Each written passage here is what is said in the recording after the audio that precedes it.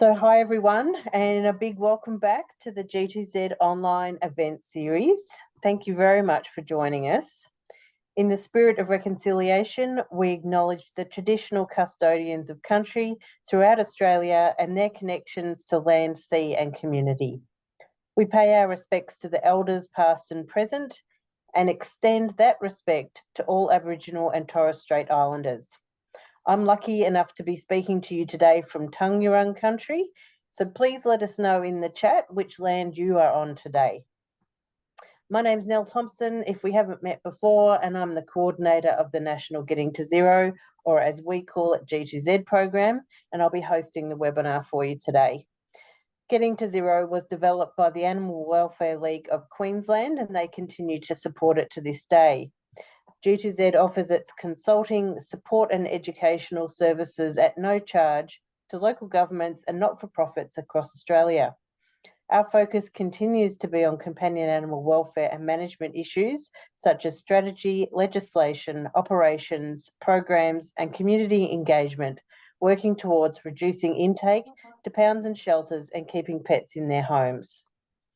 We invite people to take a look at our website at g2z.org.au, sign up for our regular e-news, connect with us via social media, and to get in contact with us to see if we can help or to have a chat about the issues that are facing your community or organisation.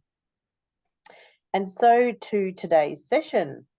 Once I hand over to our presenter, there'll be around 45 minutes of presentation and around 10 to 15 minutes of question time once the presentation has concluded. The recording of this webinar will be accessible via our website to everyone to watch at any time. We're going to ask that everyone mutes themselves during the presentation unless our presenter indicates otherwise. And if you have questions, you can start putting them in the Q&A section and we'll get through as many as we can at the end of the session.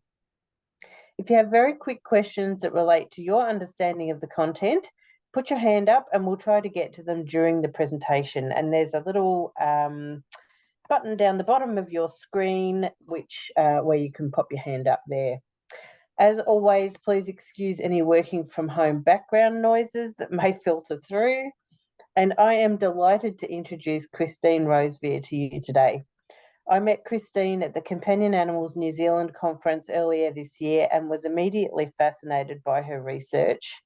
She's a lecturer and teaching fellow in the School of Health Science at Massey University in New Zealand. She's currently pursuing her PhD interdisciplinary research focused on the health promotion potential of fostering companion animals by older people. Christine holds a Master's of Public Health, a Postgraduate Diploma in Education and Professional Development, and a Level 3 New Zealand Certificate in Animal Care Companion Animals. Her research interests include health promotion, public health education, and the human-animal bond. So over to you, Christine.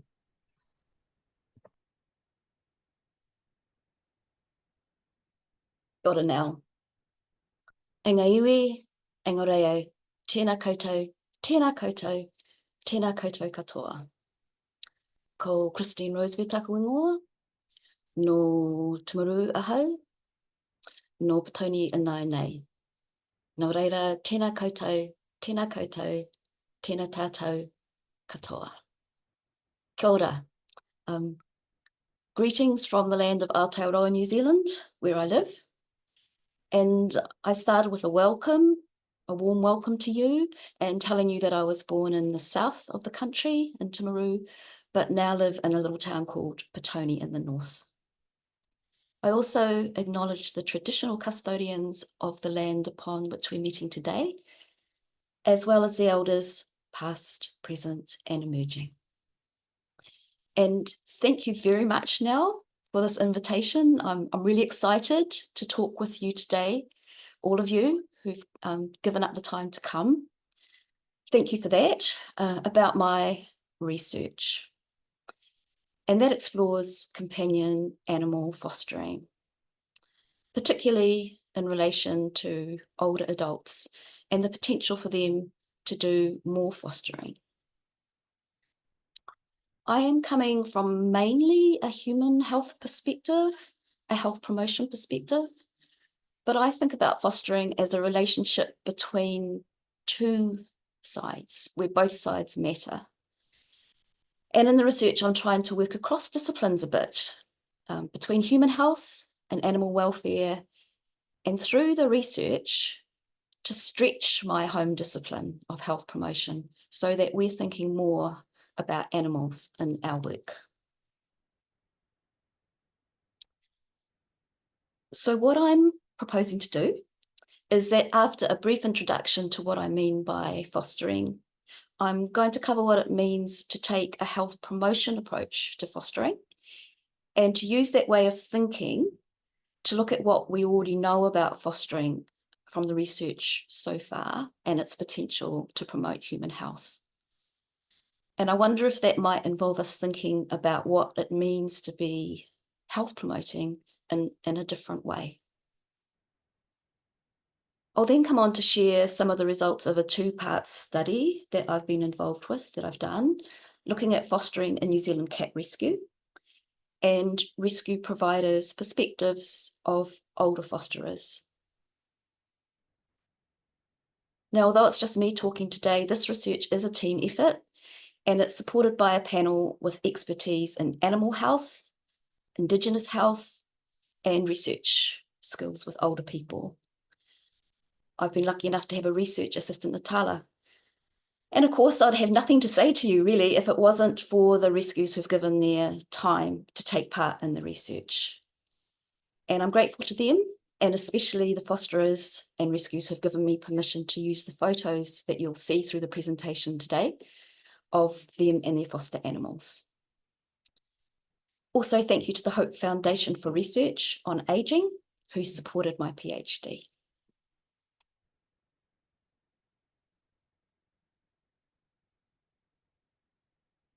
So what do I mean by fostering? And perhaps that's a good place to start, as not everybody knows what animal fostering is. But perhaps many of you know that animal rescue organisations do, some of them, have foster programs, mainly for animals that are too young to be adopted or who may need time for healing or socialising before they're rehomed. Interestingly, these foster programs and shelters, they're relatively new. They're a new thing, and you don't read much about them, certainly in New Zealand, until the late 1980s or early 1990s, where I think the influence of the no-kill movement probably helped them expand. But nowadays they're more common. Exactly how common, we don't know, and that's one of the things that I wanted to find out in my research. There are different models of fostering, which we can talk about more if this time at the end and you're interested. But for today, my focus is on short-term fostering in this presentation. So that's where community fosterers, like the fosterer in this photo, take foster animals home and live, work, and play with them at home for a period of time ranging from a few days or weeks or through to several months or longer to prepare them for adoption in a new and permanent home. So I'm wondering today if we have anyone here today who has been an animal fosterer or perhaps works for an organisation that has an animal foster program. I've asked Nell if she'll do a poll about that. How's that looking, Nell?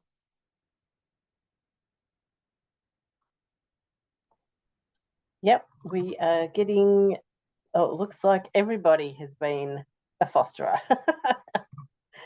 Oh, fantastic. Well, that's great. It'll be really good to get your input at the end when it comes to our discussion time, and it also gives us a connection. How about someone who has now or in the past? I guess it will be all of you too. Have you got an animal in your life that comes from a rescue organisation?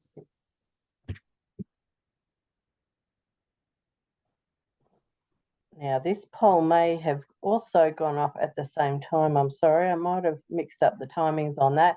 But once again, it looks like everybody has adopted an animal from a rescue shelter or pound. Oh, great. Well, I'm not sure about the situation in Australia, but in New Zealand, and maybe this will be something to note for people that watch later, the chances are pretty high that if you do have an animal adopted, particularly a cat or dog from a rescue organisation, that they will have spent some time in foster care. My research suggests that that's the case anyway. So that's a connection with us too.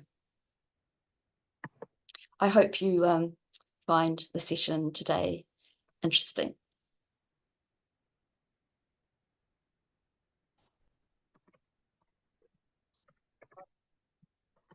Now, I mentioned at the start that I was coming from a health promotion perspective.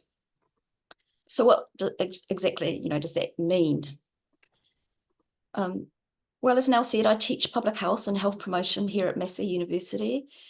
And along with being a cat fosterer myself, that's influenced why I chose the research to do it that I did do in the first place, the way that I've gone about it, and the things that I've been looking for and thinking about. Because every discipline looks at things differently.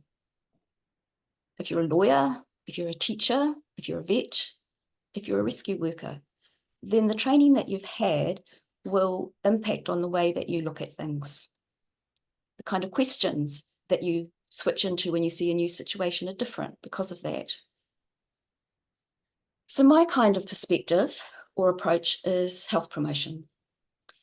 And that's been around since about 1986. It's about as old as foster programs.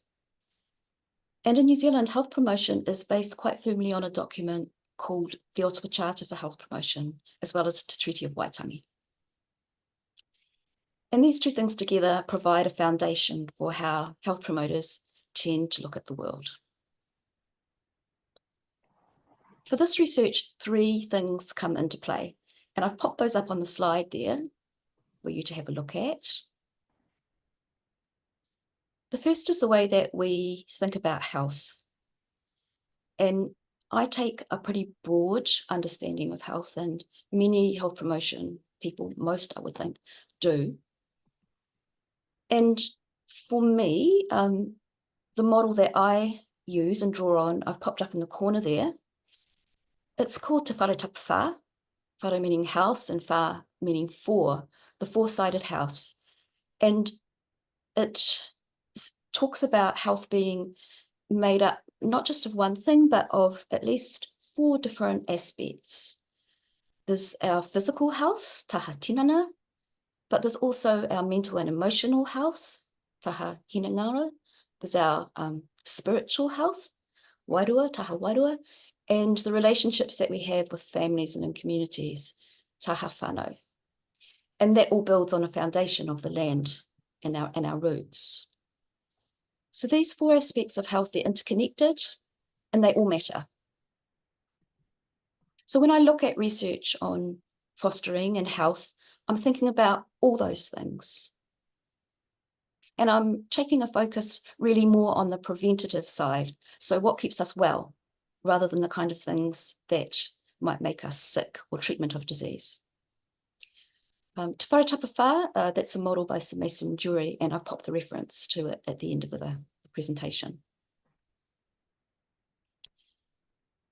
Now, the last point, the value of caring relationships, including with animals, that's from a very interesting piece buried away at the end of the Aotearoa Charter, where it talks about the things that keep us healthy. And one little sentence in that section is actually a big reason why I got involved in the research. I was fascinated by the idea that it says here, that the value of health, that health is in part created by caring relationships, that they sustain and create our health. And a Canadian researcher, Melanie Rock, picked that idea up a few years ago. And she said, well, why should caring for others always be about other people? And isn't there a place perhaps that our caring relationships with animals are playing? And that's something that's keeping us healthy too. So that's where I'm coming from, that maybe there's something about our care for animals and particularly older people's care for animals, that's essentially a healthy thing that might be keeping us well. So I turned that set of ways of thinking to the research so far. And my focus today, and actually, my work is mainly on the human side, but because fostering is a relationship, I'll just start by briefly summarising the benefits of fostering to animals, particularly cats.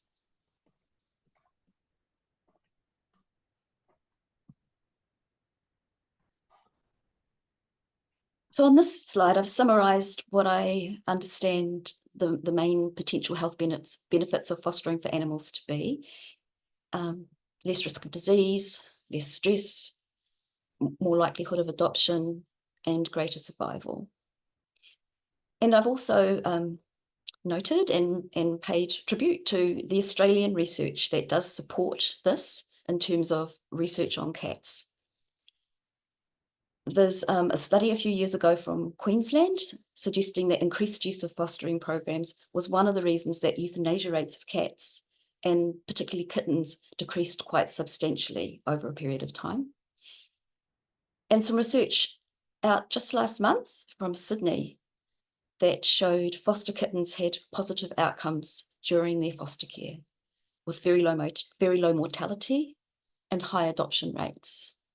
So that's promising for the benefits for animals.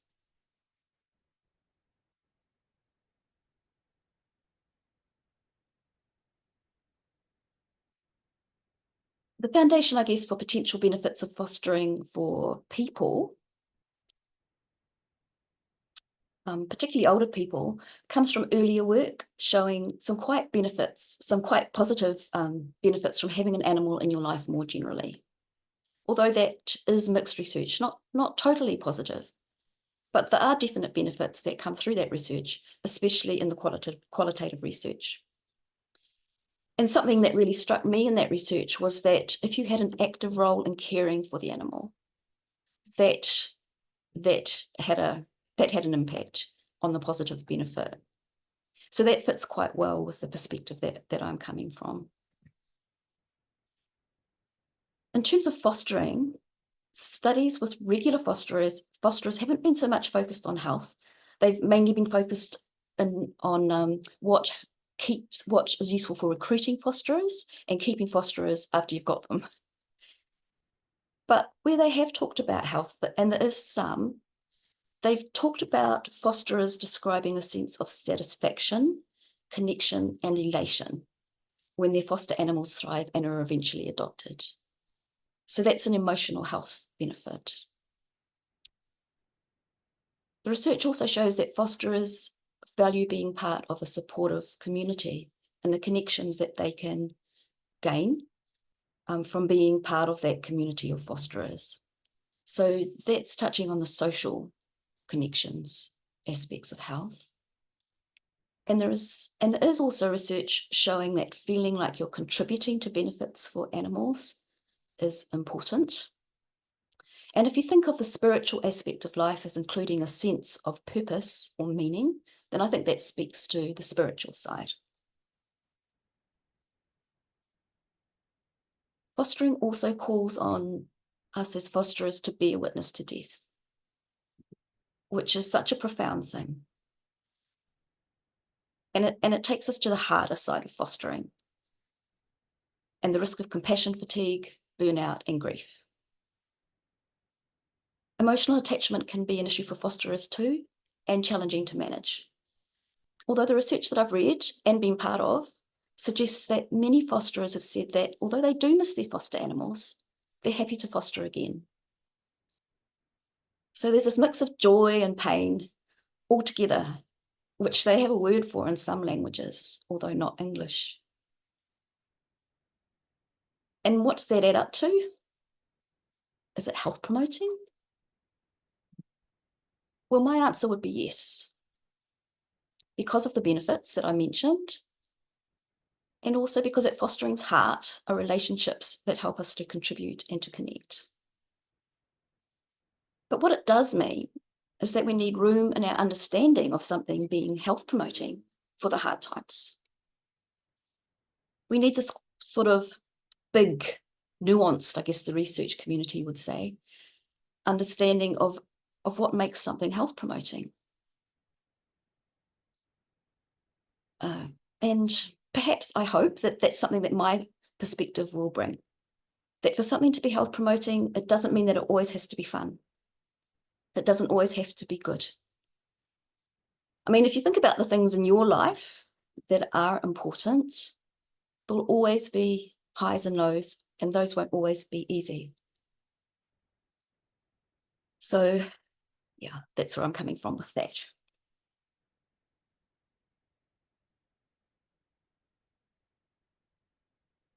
When it comes to older people, they're not actually that well represented in the research that focuses on retaining fosterers or recruiting fosterers. When that research has included a profile, you'll find that it's mainly 20 to 50-year-olds that have taken part. Where we do see them in the research is as the recipients of interventions. They might be the beneficiary of an intervention that's been set up to benefit them. An example might be where an older person is given a foster cat to look after, with the aim being to create less loneliness or to improve quality of life and to overcome barriers to the older person having the ability to adopt the cat. There was recently an intervention that did do that, and it achieved, at least for a time, a reduction in loneliness and did help people who didn't have an animal companion to have one, which I'm all for and think is great. But that's a bit different to where I'm coming from. I want to add a different perspective to the picture and look at older people who are now or could be regular fosterers. Fosterers that I know, fosterers that I've met, fosterers that are capable, competent people that are doing this fostering, this active contribution as part of their everyday life. Not to improve their health, but because they like to be with animals and they want to help. But interestingly, there just might be something about that in these everyday acts of caring and of contribution that might be helping to keep them healthy. There's research from studies of aging that show contribution is particularly important to older people and supports healthy aging. And I think that might apply to fostering. So I'm just going to take a wee pause here because I have been talking for a bit and give you the chance to sort of stretch your shoulders and maybe make a note in case there's anything that I've said that strikes you or you agree with or you disagree with. And we're over halfway, but I'm going to speak in a minute or so about the studies that I've done about cat rescue in New Zealand.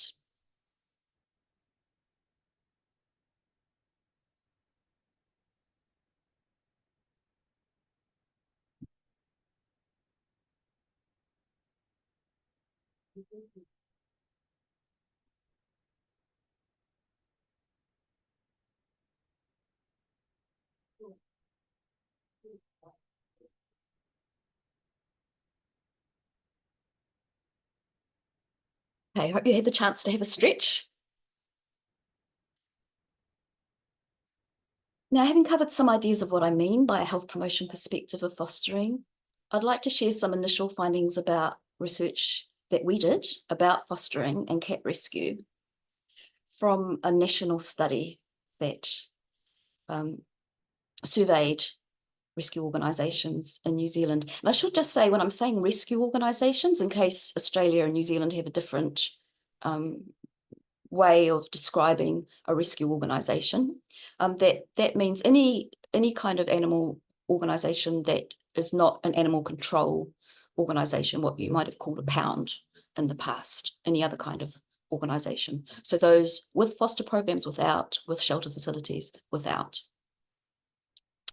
And we did a national study of cat rescue, and these findings that, well, actually of all rescue, but there was a part of that specifically about cat rescue that 50 rescues responded to.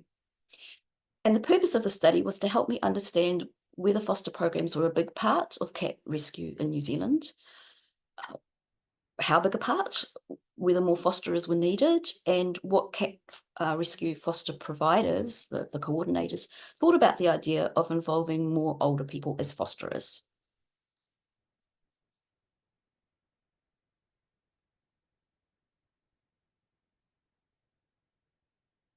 And the clear findings from the research was the important role of foster programs.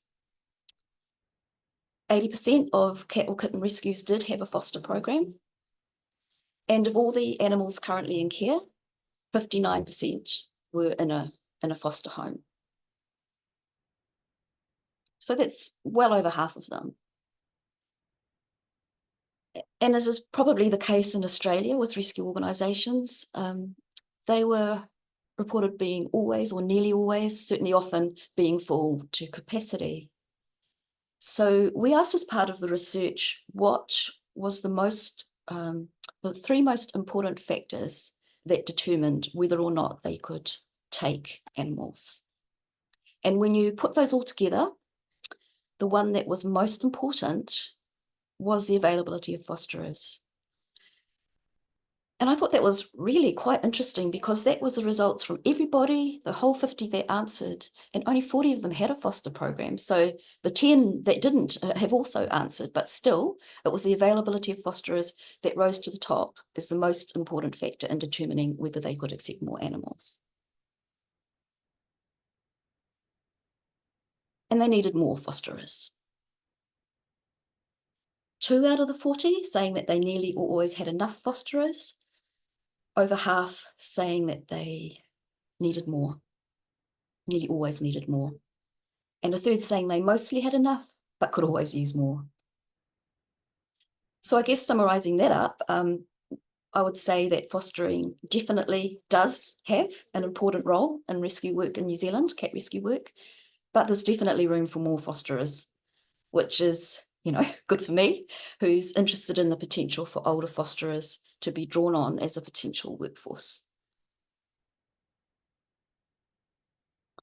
And just to let you know about the type of foster programs, 90% had one of the short stay fostering programs that I've been focusing on today. Just over half offered a trial adoption program, 25% foster for life, very interesting version of fostering, 25% respite fostering, and 6 other.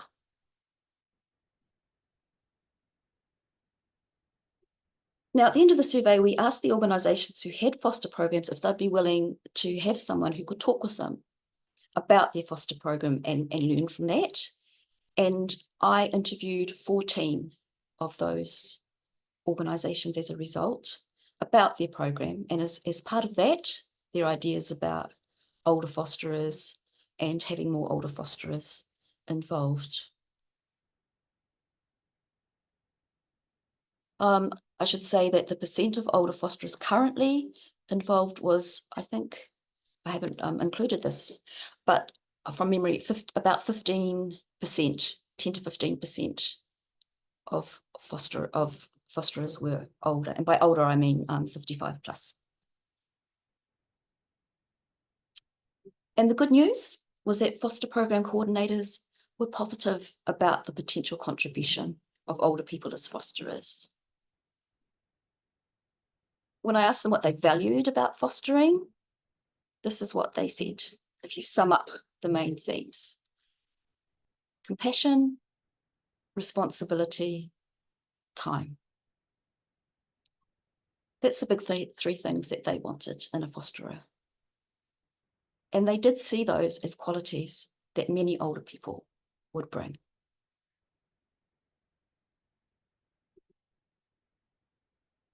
They did see some potential challenges with involving more older people. And of course, older, that's a range, isn't it? From 55 to 85. They thought some fosterers at the older end particularly might be anxious about the responsibility, that there could be issues with physical frailty, scratching of the skin and so on. There was a couple of people who talked about older people tending to have more material goods in life sometimes, and that they might be anxious about damage to that in their homes or their curtains. And they also wondered whether the means that they used to recruit and stay in touch with fosterers, social media in particular, might be a challenge for some older people when it came to fostering.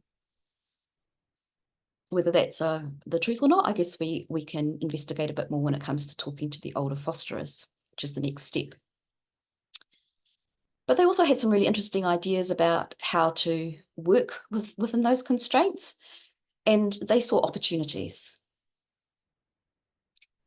They talked about involving the potential to involve families and cooperation within families to give older people the chance to foster. Grandparents helping perhaps grandkids with the technology, to share the workload, to enable an older person to be a foster guardian if they couldn't otherwise. And through perhaps providing ongoing help and support such as transport. I know I've not got a car at the moment, and that has been a real barrier to my fostering. They also saw a lot of potential in retirement settings and residential care for foster programs. And there was a really interesting pilot of doing that proposed in Australia recently, which unfortunately didn't go ahead because of COVID. I think there's a lot of potential in that.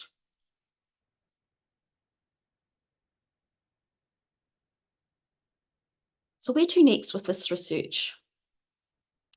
Well, the final part of my PhD study will be interviews with older fosterers about their experiences of fostering. And that's where I'll be exploring the ideas I talked about earlier. I think it'll mean I need to ask questions a bit differently.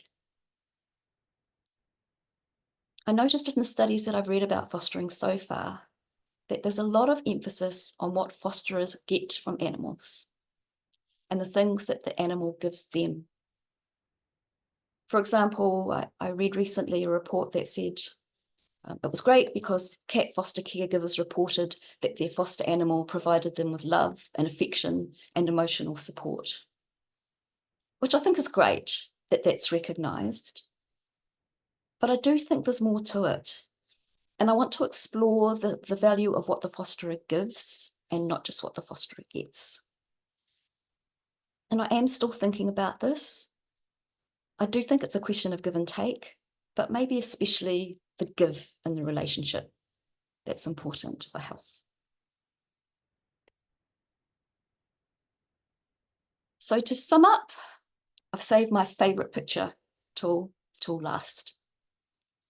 I love this picture. Because of the connection, I think it really shows between the fosterer and the foster cat. And a lot of what I've been trying to say is in it. I want to leave you with 3 things: something to chew over, a reason to celebrate, and something to do. Today I've shared some ideas about why I think we can think of fostering as potentially health promoting, depending on how you think about what health promotion is and about what health is. And I'm especially interested in this idea, this health promotion idea, of the potential of caring relationships with animals to sustain health. And it's an idea I think might be potentially relevant to older people in particular, because of the research suggesting that a sense of contribution is important in successful aging. And I hope that's given you something to chew over. From my research so far, I've found out that fostering programs play such an important role in cat rescue work. And I think that's something, if you're a fosterer, to be proud of and to celebrate. There's definitely room for more fosterers though. And based on what rescues say, they want, they're interested in fosterers that are older. And I think it's an area where older people have a lot to offer, even though there might be some challenges. So the icing on the cake for me will be if this webinar results in you taking some small step that might lead to more people being involved in fostering. So that's something to do. So I like connecting. Fostering is just one example of the importance of human-animal relationships. where health promotion and animal welfare people could usefully coordinate and work together. I love this G2Z focus on prevention and working on things to reduce the hundreds and thousands of cats and dogs that are taken into care in the first place. And it's something I'd like to think my health promotion discipline has something to offer, an area where we could do something together and that we should be part of. So do get in touch if you're interested in any aspect of the things that I've talked about today. Kia ora. Thank you for coming. I have to agree with you, Christine. That picture, that the couple of slides back, is just an absolute cracker. That is just the most gorgeous image. Yeah, that just sums it all up for me. And I mean, I think I said in the promotional blurb that you are our first human-focused presenter for our webinars, and it's definitely something we would like to see much more of. And I agree with you, there's a huge amount of scope for our line of work and your line of work to intersect and to collaborate. And it's not happening very well or very much at the moment. So let's change that between us. That was an excellent presentation. And I mean, you know, from our conversations that I'm very keen to see what I see as an untapped resource in our community. Yeah, all of our shelters and rescue organisations are saying that they can't find enough foster homes, but also I see restrictions around who can foster and, you know, and adopt as well. You know, I also see older people as being an untapped resource for adoptions.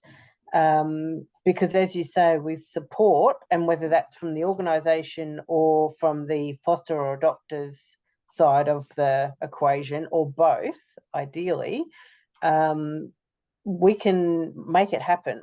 And, you know, one of my aims is to not be adopting so much as I get older, but to foster more, because also it gives us flexibility for travel, for things like that older people often want to do, but feel restrained to if they, you know, have permanent pets. So there's a huge amount of benefits on both sides. And yes, there are some hurdles or some challenges, but they're certainly not insurmountable. So I really appreciate your presentation today, and I'm hoping it's going to kick off a much bigger conversation over here. Elder now. I don't know whether we've got any questions. I think you might have. Do we have any questions from anybody who is with us today? Or maybe would anybody like to talk about their, I see some people have had to go, but would anyone like to talk about their foster programs or how they might be thinking about changing their foster programs, maybe on the back of what Christine has talked to us about today? We've got people from New South Wales and Queensland here, which is fantastic. And I can't see that we've got any questions, but I really appreciate your presentation today, Christine. As I said, I'm very keen to stay in touch with you and watch your research progress.